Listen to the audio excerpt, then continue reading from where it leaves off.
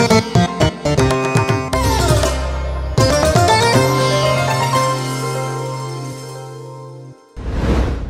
प्रिय माने कोण आपण आनंदित अटंती एही सकाळ समय प्रभु जीशु आपण को प्रेम करूछंती एणु आपण माने आनंदित हेबा दरकार।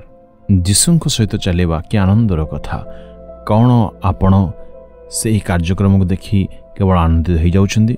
परमेश्वर आपण ठार कौन चाहते जानती प्रतिदिन सकाळू उठिबा वाक्य ध्यान करिबा तांको निकटरे समय क्षेपण करिबा एहीपरि ईश्वरंक द्वारा परिचालित होता सेवा कार्य को देखा द्वारा ही केवल आमे माने सफलता आनंदित पाई परिबा नाही बरं प्रतिदिन प्रभात उठी प्रार्थना स्तुति करिले वाक्य ध्यान करिले सफलता पाइबा।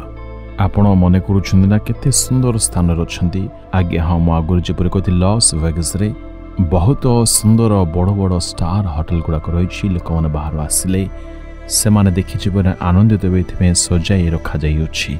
आपण मान मध्य देखि जेपरि आनंदित उत्तम भावरे सुनी पारिबे एथिपई मही स्थान प्रचार करूछि। जोहन 16 अध्याय 22 पद तुम्हमानंक हृदय आनंदित हबो ओ केही तुममानंक ठारू तुममानंकर आनंद हरण करिबो नाही।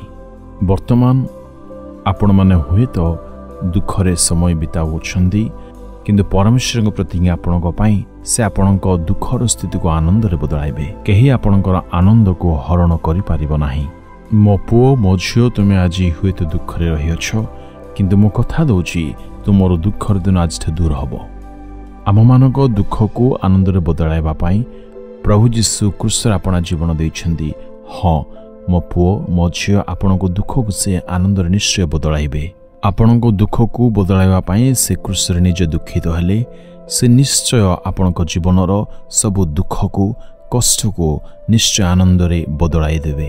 आज आपण मन करूछन्ती ना मोहर शांति को कि हरण करियछि मोहर आनंद वर्तमान आ देखा जाऊ नाही किंतु प्रभु जीशुଙ୍କ द्वारा दत्त आनंद एवं प्रदत्त शांति केही मध्य हरण करि पारिबो नाही।